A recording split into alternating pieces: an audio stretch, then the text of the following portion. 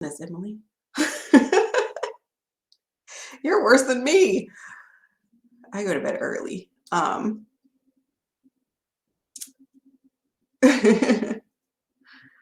How are you guys feeling about second semester? Good. Excited? Yes. Yes. Clean slate. Absolutely. So, um, I know a lot of you actually did come to the orientation last week. But if you did not, I just want to um, let you guys know that there are two parts of the course that we are actually skipping over. It's the small assignments, the checkpoints. So if you remember those from first semester, they come right after a unit test at 2 points in the semester. So again, I did my best to hide them, but that doesn't always work out. So you might actually see it. Please know that you do not have to take those. They are not counted towards your grade. If you do take it, that's fine.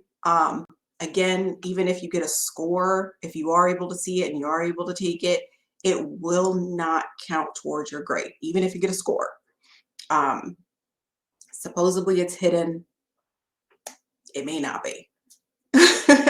um, there's two parts. Remember, there's the computer score and then there's the written portion. Skip it, ignore it, take it, whatever you want to do. Just know that it's not going to count, and the ones that are for this semester, ooh, they're tough, confusing, and just there's enough going on this semester. If you've looked at the course calendar, kind of browse through, um, oh no, that's okay. If you kind of like browse through the content or anything, you'll see that there's a lot happening this semester. It's really important to just stay on top of the reading because there's a lot of reading. Um, there are novels that we have to read, short stories. There's a little bit of poetry.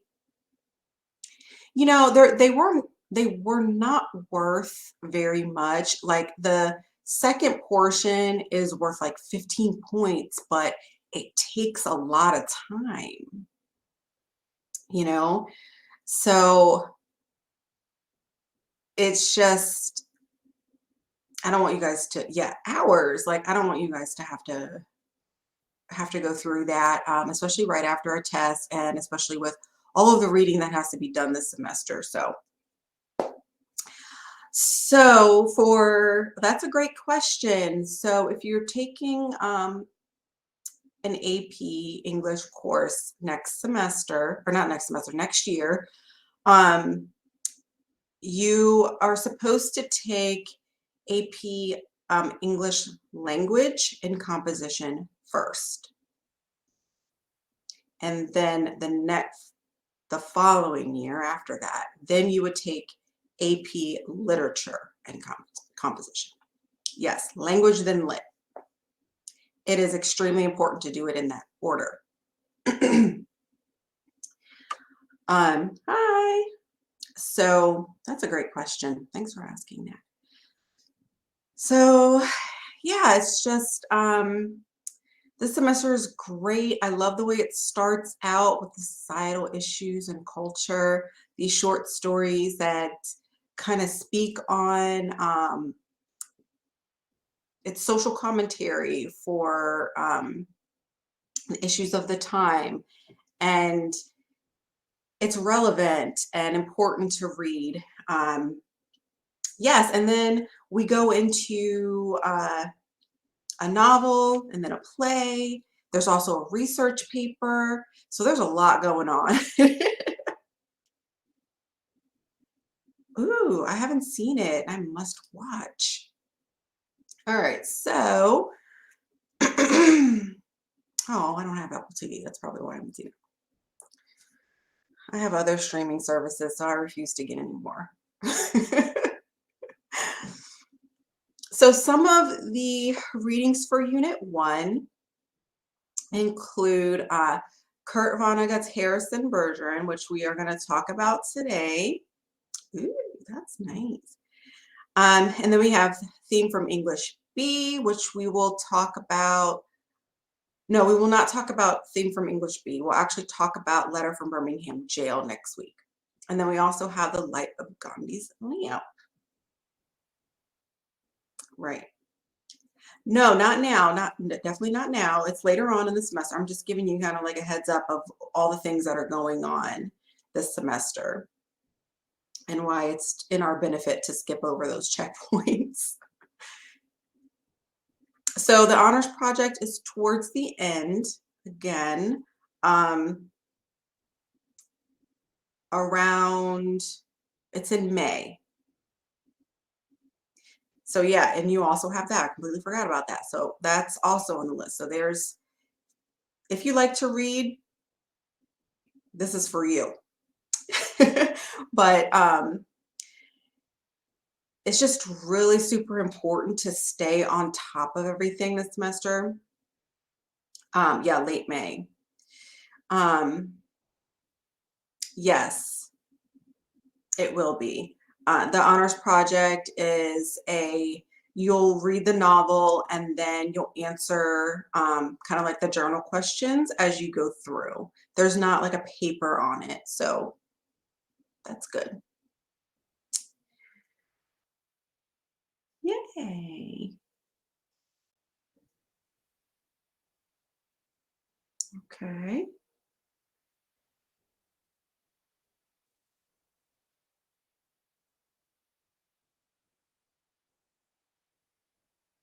It probably is just taking a while to update, but I actually did check that and it is updated to your highest score. Yes, Theme from English B is a classic. It's such a good read. Harrison Bergeron, excellent. I love satire. Oh no, that's okay. Love all these comments. I love that you guys are already on top of this, reading these short stories and letters and poems and whatnot.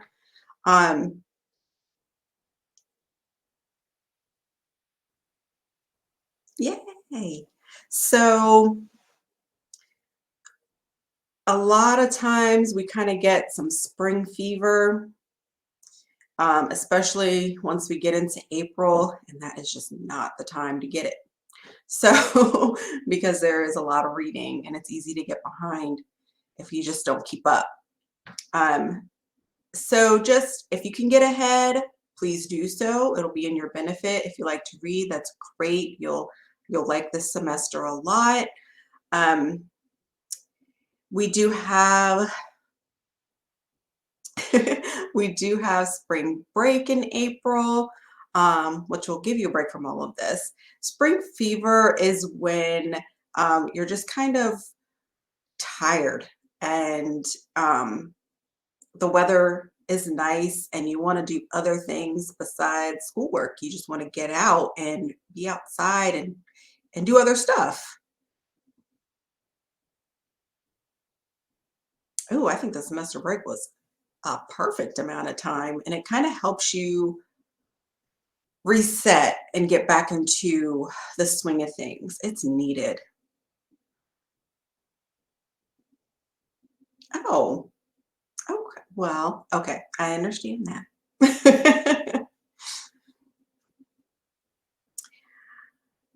um, what else? What else?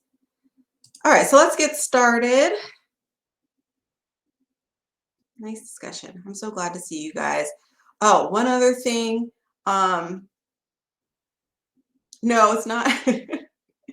It's not an actual fever, but yeah, allergies do start hitting people, including me.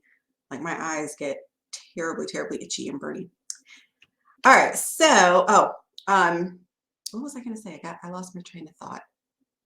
Oh, next Monday. Next Monday is a holiday. So we will not have class. um, yes, President's Day. So keep that in mind. It's another day off. We won't have any live class. I'm not sure if I'll post anything or not. I actually have not thought that far. But if I do, it'll be posted to the announcements. It'll be probably just something brief that you can watch. It won't be like counted towards anything. It'll just be kind of like a review.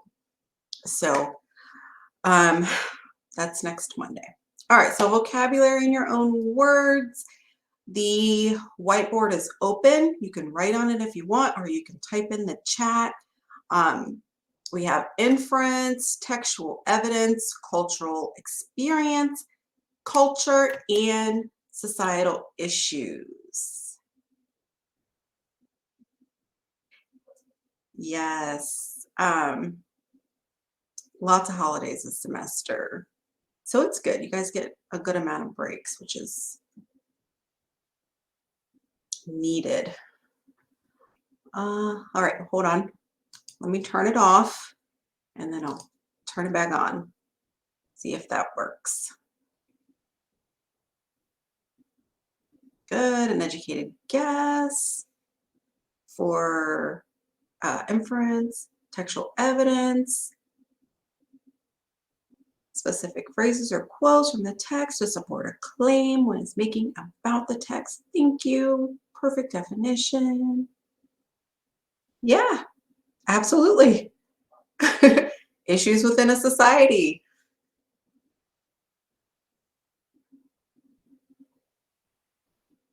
Good. An experience specific to a culture that is not experienced by a majority of the population. Good. Like it. Do we get all of them? What about culture? Just plain old culture. Culture is how a group of people lives. Good. You scared me. Where'd that come from? Sorry. I have to get back into the swing of things too. No, it's not. Thank you, Anna, for getting on the mic. All right.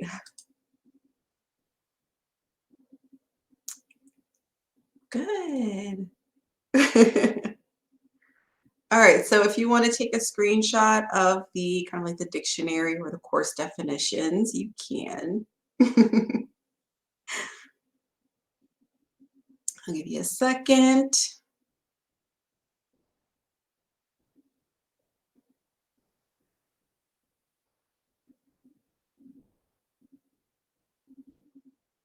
All right.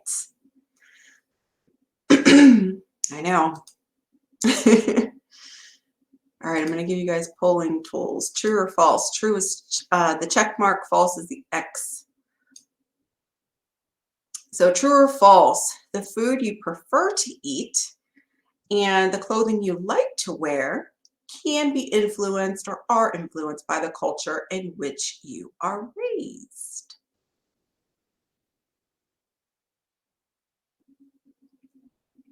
What do you guys think? True or false?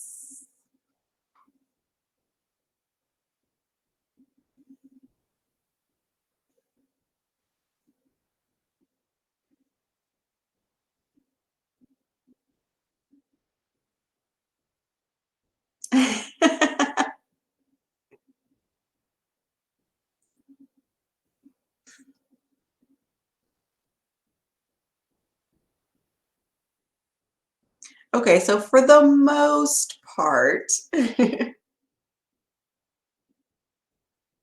would be true.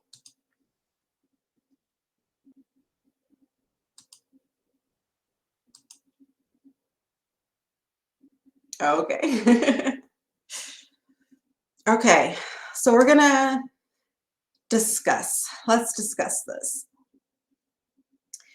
We're going to think about the central idea of this paragraph and also the theme. So remember, central idea, it's almost like the theme, except it's more specific to the text. And then the theme is a more general statement that can be applied to other text or other issues, a broader context. Okay, so first let's think about the central idea, and then we can think about the theme. All right, so Morgan's family has lived on the east side of the city for nearly 3 generations. His grandparents were among the first of many who built homes in the area right after the war. For almost 40 years, the neighborhood grew and thrived. Children walked to and from school and played in the parks until sundown. Parents had steady work and were able to care for their homes. Now, as Morgan waits for the bus under his mother's watchful eye, he stands at the corner of a street lined with vacant houses. Yards are choked with weeds. Sidewalk cracks run like jagged rivers, and a woman who's younger than she looks wanders by with nowhere to go. All right, so it is not. So this can be an actual situation. All right, so what do you all think the central idea of this story is first?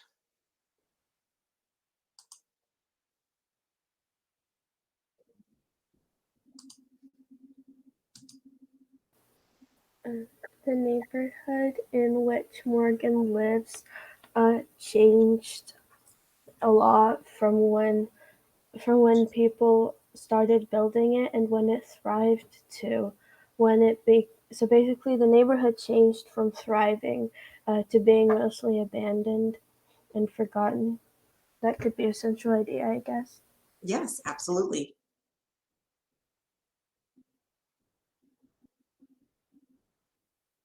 Good. Okay, so now we're talking about theme. That was an excellent explanation of the central idea. All right, so we're getting some theme in here. How much culture and people can shape an area. Yes. Environments change over time. Nothing is permanent. Good.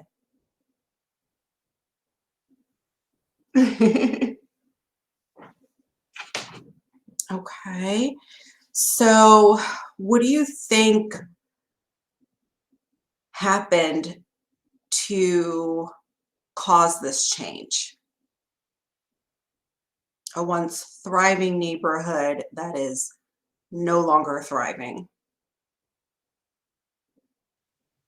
Well, I think there could be many different factors that could contribute to this. Like if there's an economic factor where that town becomes more poor and poor people come into that town, then there, of course, there's not going to be mansions and thriving stores.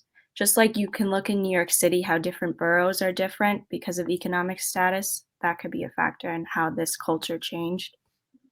Yes, absolutely. Thank you.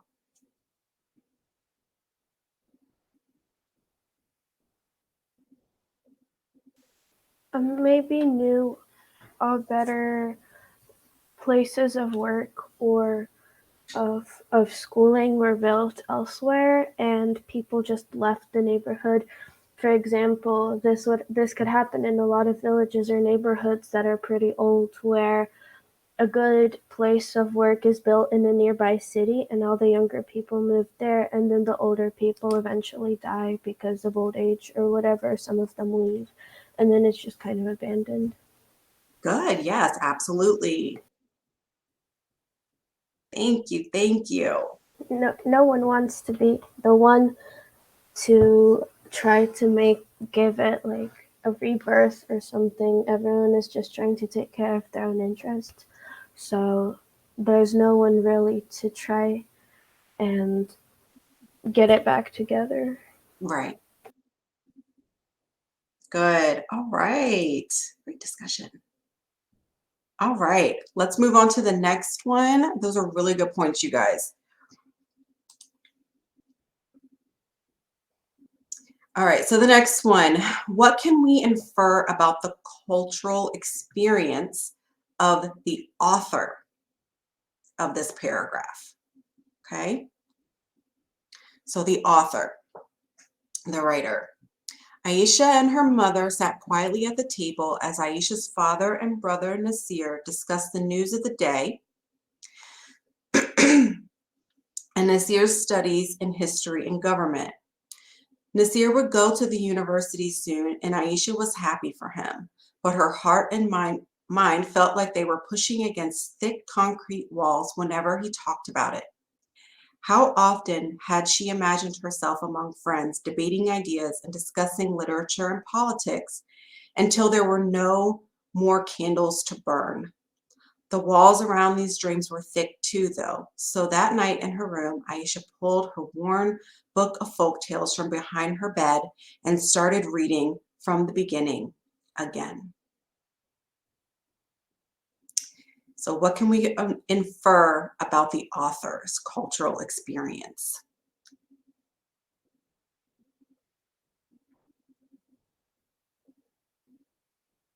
Good.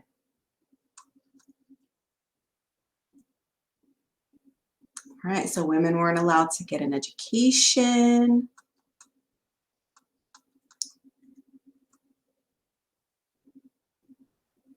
Because women belonged in the house.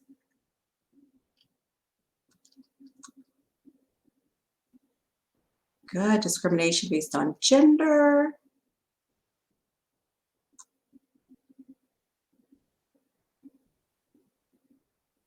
This definitely seems like it's from an older time period because he mentions that they use candles for lighting. Good. Yes. And based on their names, we could try to infer their place of origin, what country they're from, and based on that in the time period, figure out more about about educational inequalities in their time and place. Yes, absolutely.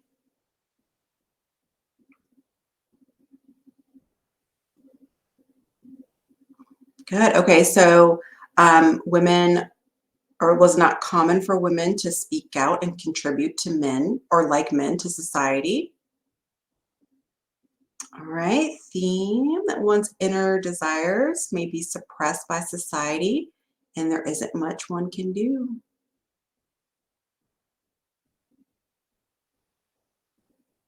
Good. Sorry, my cursor is like flipping around. Wow, okay. And where from? If you don't mind us asking. Persia, okay. Iran.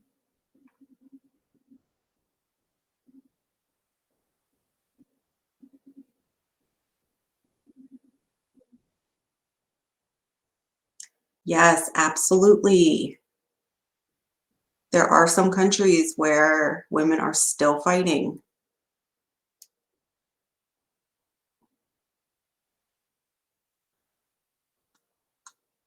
Very good, you guys.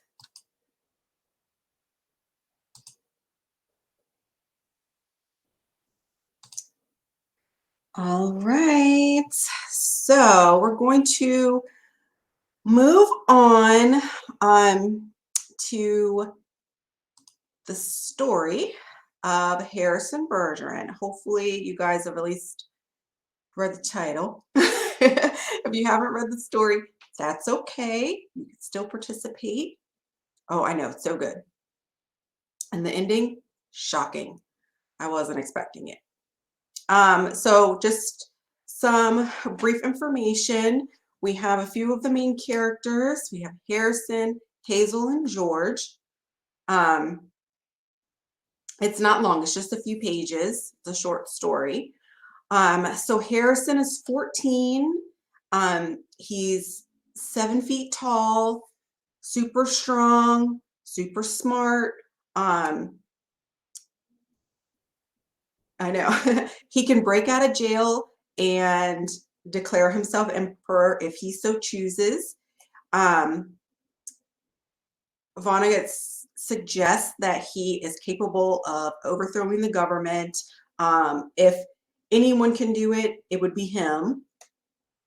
Another suggestion that's put out there is that Hope for Americans has been crushed. So remember, this is a futuristic society. I believe it's 2081 that it's set in. Please correct me if I'm wrong. I'm trying to think back. And then we have Hazel, who is his mother. She has a very low IQ, pretty helpless, kind of like absent-minded. And then George, who is his father, he's also very intelligent, very strong, but he must wear weights to suppress that strength, and kind of like a radio headphones to hinder his intelligence, like constant noise to make it so he can't think. He's very obedient and emotionally barren.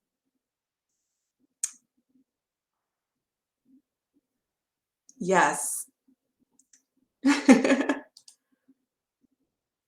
Oh, yes, I did mention 2081 here. So this, again, this is a science fiction type, not novel, but short story. It's set in the future, about 2081. Everyone is equal. If the person is beautiful, they must wear a mask to hide that beauty. If they're smart, they wear these headphones to suppress that intelligence. Weights to make them weaker, and just different type of things to hinder any of their differences, so that everyone is equal in every way. Yes. So Harrison is taken away by the government. Again, he's jailed. Hazel is of average intelligence, and some would say of lesser IQ. And get, like you guys mentioned here in the chat, she gives a very childlike impression to the audience. Like, it's hard to even imagine her as being an actual adult because of the way she's characterized.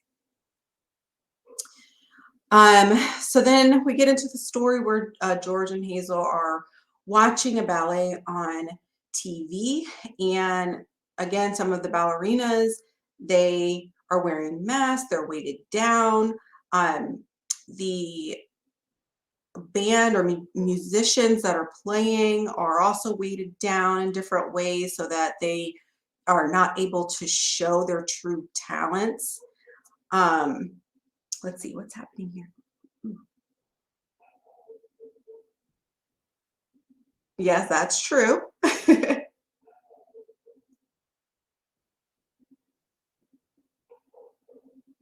Right.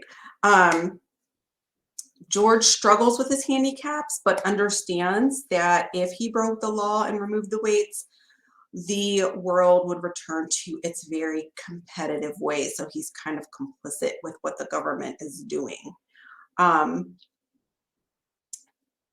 Keep in mind, oh yes, we're going to talk about that. So keep in mind that there are some characters, obviously, that are, I guess, complicit. Yes, complicit to the way that things are. And then you have Harrison, who is not, which is why he is being jailed. Okay, so we're going to actually break out into breakout rooms, and I want you guys kind of to discuss what was happening in Vonnegut's time that provides the social and cultural context for his story. So remember, this is satire. So he is making a comment on society, on culture, on government, on what was happening during his time, which was, this was published in 1961. So think about what was happening before that. So I would say about 1955-ish to the early 60s. So what was happening in America during that time? Okay, and around the world, but specifically in America, and some of the society and culture's reactions to things that were happening during the late 50s, early 60s. Okay. And then by describing this imaginary world, what comment was Vonnegut trying to make about the events that were going on during this time? And if you can't quite remember, please don't be afraid to look it up. Um, yeah, okay. So, no. I'm gonna let you guys, how many do we have here? 19. So I'm gonna have you guys break out in 5 groups. So about 4 people in each group. And then just talk about it for about 10 minutes, okay, amongst each other. And then we'll come back and discuss it as a class. Miss Moore, I haven't read this yet, or are we reading it in our breakout rooms? No, you do not have to read it. It's okay if you haven't read it. Just keep in mind what we just talked about, the characters, what was happening with the characters, how they were being suppressed to make everybody equal. All the characters had some sort of handicap put on them so that they were all equal in physical ability, mental ability, beauty, and all of that. And then think about what was happening in American society during that time. Okay, thank you. You're welcome. So you don't really have to read the story to discuss. All right. All righty, let's see here. What did I say? 5 rooms? I did. It's 1, 2, 3, 4, 5. Okay.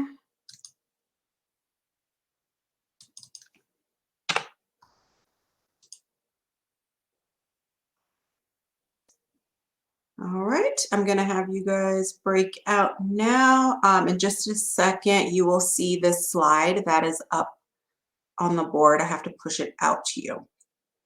All righty.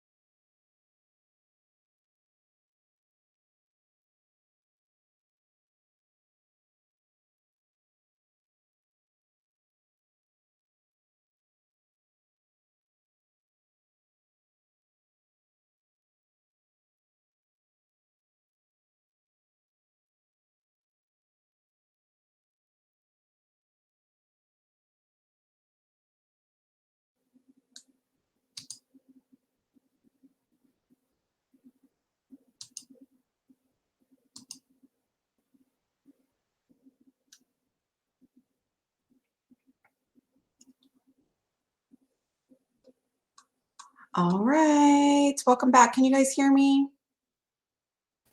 Yes, I don't know. I can hear you. Okay, perfect. She says my audio stopped working, but I'm glad you guys can hear me. All right, so I popped into all the rooms and it looked like you guys were having a really great discussion. You all were right on the money with the different things going on in America and kind of across the world and America's reaction to some of the things that were going on around the world. So does anyone want to talk or type? I can talk. In our group, we discussed several different factors that could influence this work of literature. For example, um, on a more American domestic scale, the civil rights movement was happening around that time, and there was a lot of stress on equality in society. And this person could be reminding people that the government has no right to restrict people's ambitions or personal success for any reason, because that will lead to tyranny and problems, even if that reason is something good, supposedly like equality. On a global scale, we talked about the Cold War, and since this is after World War II, this could be during the Cold War, and because there was probably anti-communist sentiment in America, a communist dictatorial government would be seen as suppressing people's the natural laws of competition that governed the American economy. For example, if in a communist country you can't own your own business or build your own success, they would be using different works of literature to express those ideas. Yeah.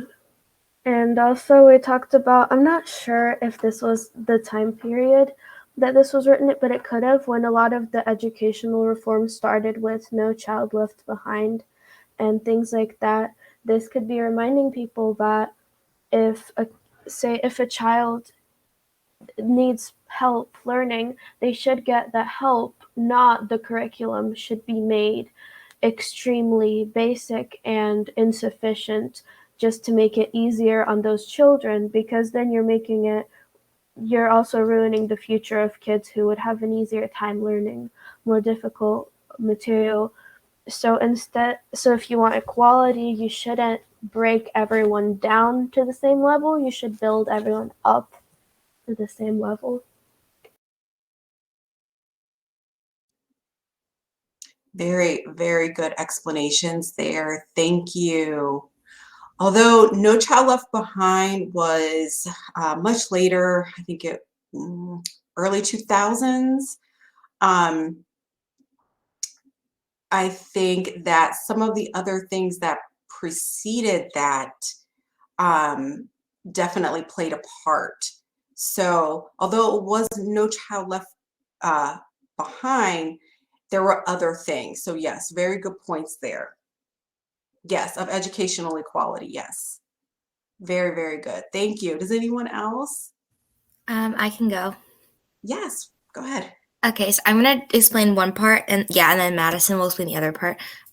So one thing that we thought was what Anna said, the Cold War was happening at the time, where like Germany and other countries that were imposing like communist regimes around other places, they were trying to do that everywhere, and they wanted to like become a world power and just like make that government like communism just like the only government. And like this story serves as a warning to like those who are not worried about the government becoming communistic, because it served as satire to show how stupid it was to let communism take over and let corrupt dictators make everyone equal by reducing competition in absurd ways and murdering people and basically stripping them of their basic rights and making them like worse than they are instead of letting everyone be unique.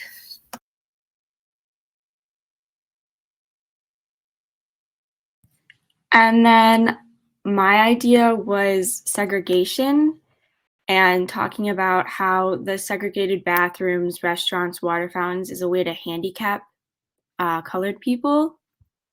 So comparatively to the white people, they were not handicapped and they were more free than any colored people. And it was a way to put them down and stop them from growing comparing to white people.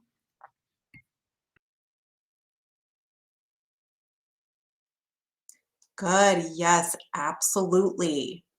Very good. I'm so glad you guys talked about kind of like the civil rights as well as the communism context of this story, because it was most certainly both. Yes, very good, very good. Anybody else?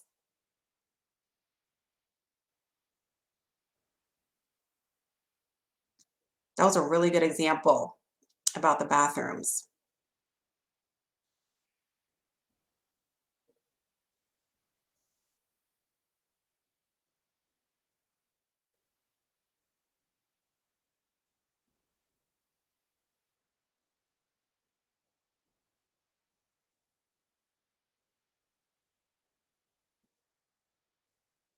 That all? This is a really great discussion, you guys. So if you have not read this story, now you have some context. I think you'll enjoy it.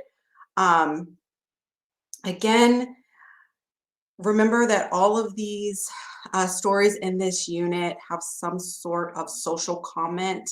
There's meaning behind it. Yes.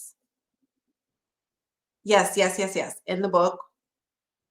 Yes, and it's linked in the lesson. I hope that you enjoy it and I hope that you get something out of it. They're really good. So thank you guys so much for the discussion today. And let's see. Oh, one last thing for you before you leave. I'm going to poll you. All right, so which answer best describes how authors can use cultural experience effectively in their writing? Is it A, they can incorporate the experiences of people from other cultures to provide contrast to the culture? B, they can include historical data. C, they can describe cultural norms and how they were developed. Or D, they can tell a story through the eyes of a character whose cultural experience mirrors their own. Think about the story that we read, the little short excerpt that we read earlier. I mean, the author can use all of them and they could be even related. For example, by showing how the experiences of a person from one culture are contrasted to the culture of another character, they could show how some cultural norms developed based on the interaction between these two cultures, or they can include historical information, maybe not data, but historical context in order to give their story more weight and make it more relatable to readers. And that can also be done and they can also express more by using a character whose culture is similar to their own. So it can be all of them. It absolutely can, and you're 100% correct. But all of these things would be very effective in writing. But what is the best? What is the best way for an author to do that?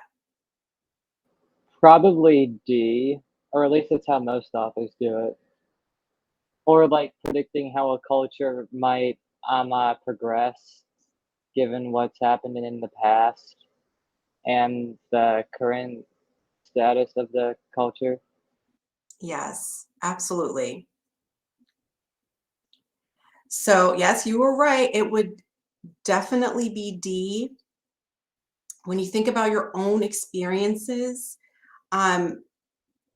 you can express what's happening in your culture better than you can express what's happening in other cultures. So the best way, or the best way to write about a cultural experience is to have that character mirror your own.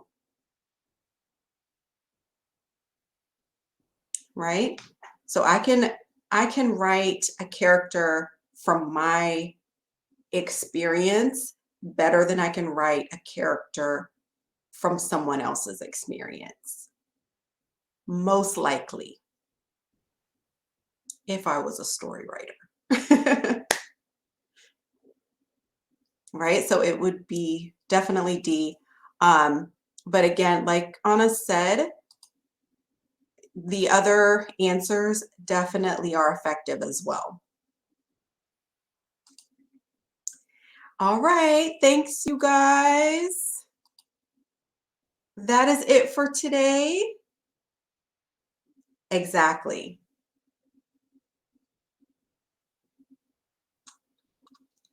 I will see you guys in 2 weeks. Have a wonderful rest of your week and Valentine's Day. Thank you. Bye, guys. Bye. Thank you. Bye.